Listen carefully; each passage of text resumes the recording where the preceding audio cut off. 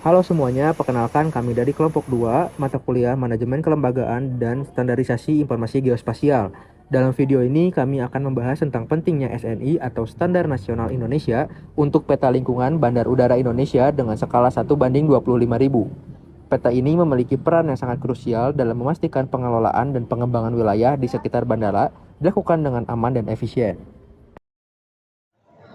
Pertama-tama, mari kita pahami lebih dulu apa saja persyaratan teknis yang harus dipenuhi dalam pembuatan peta ini.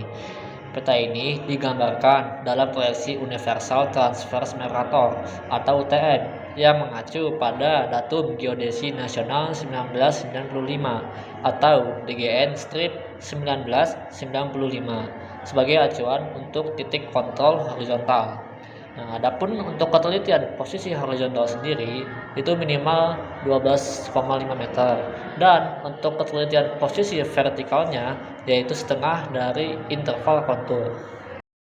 Cakupan peta harus meliputi wilayah sekitar bandara dengan radius minimal 7,5 km dari titik pusat bandara. Interval kontur dapat ditetapkan setiap 12,5 meter dengan kontur indeks setiap 50 meter. Peta ini harus menggambarkan minimal 95% dari setiap kategori unsur isi dengan jelas, memastikan bahwa semua elemen penting, mulai dari pemukiman hingga fasilitas bandara, ditampilkan dengan akurat. Setelah peta dibuat, langkah berikutnya adalah reproduksi. Peta ini dicetak menggunakan mesin offset pada kertas tertentu dengan ukuran akhir peta menjadi 831 mm x 900 mm.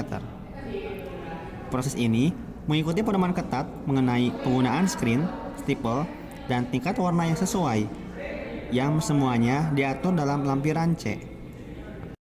Unsur-unsur penting yang harus digambarkan dalam peta ini mencakup banyak hal, dari permukiman, jalan, hingga unsur perairan seperti sungai dan danau.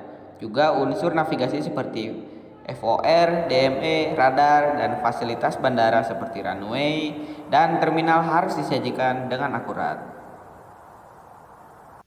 Informasi tepi peta juga penting, termasuk judul peta, skala peta, nama peta, logo instansi pembuat, hingga petunjuk pembacaan koordinat.